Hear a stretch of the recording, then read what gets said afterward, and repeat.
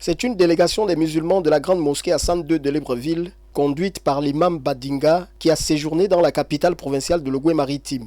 Le but de ce court séjour étant de rencontrer les fidèles musulmans de Port-Gentil afin d'échanger sur l'actualité qui prévaut depuis quelques mois au sein de leur communauté.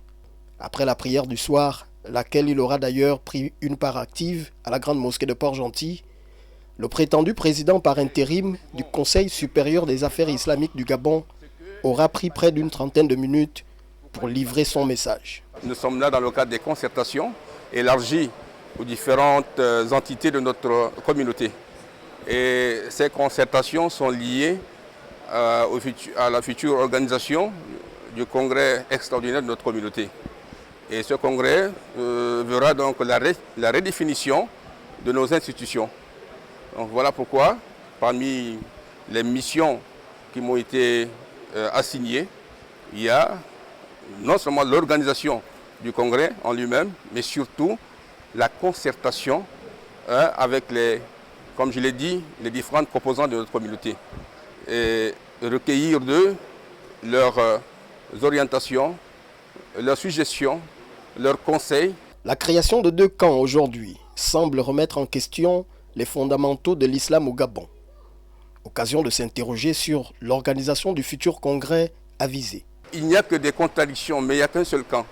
Et c'est le camp de l'islam, plutôt du Coran et la Sunna. Et voilà pourquoi notre main elle est tendue. Voilà, elle est tendue à tout le monde, y compris nos frères. Nous ne sommes pas des ennemis, nous sommes des frères. Et s'il y a des contradictions entre nous, je crois que c'est ensemble, comme on dit, qu'on pourra laver le linge sale et se comprendre afin que nous restons une communauté soudée, comme nous le recommande le Coran. La faible mobilisation des membres de la dite communauté religieuse à cette rencontre aura tout de même marqué notre curiosité, à telle enseigne de comprendre les frustrations des uns et des autres. On doit être unis, il y a trop d'hypocrisie dedans, c'est pas du tout bien. Je veux que ça soit un congrès qui unit les musulmans, que les musulmans rentrent dans une porte et puis sortent dans la même porte et puis ils se réconcilient. Voilà, c'est la réconciliation. Vu les dispositions de la charte, l'imam Rachid ne peut pas se prévoir comme président du Conseil des affaires islamiques du Gabon parce qu'il n'y a aucun article de la charte qui ne le permet. Nous savons que le président, donc le raïs de la communauté, est libre de tous ces mouvements. Ça veut dire que c'est lui, si on voulait respecter la charte, c'est lui qui serait venu pour choisir un autre président. Et rappelons aussi que la notion de président par intérim n'existe pas dans la présente charte.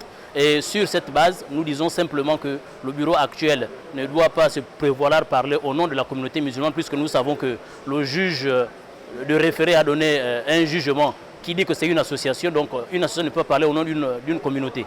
Au regard de ce qui précède, l'invite et les déclarations faites par l'intérimaire de la présidence du CESEG suscitent plusieurs réactions, d'où la nécessité de revenir très prochainement sur cette actualité.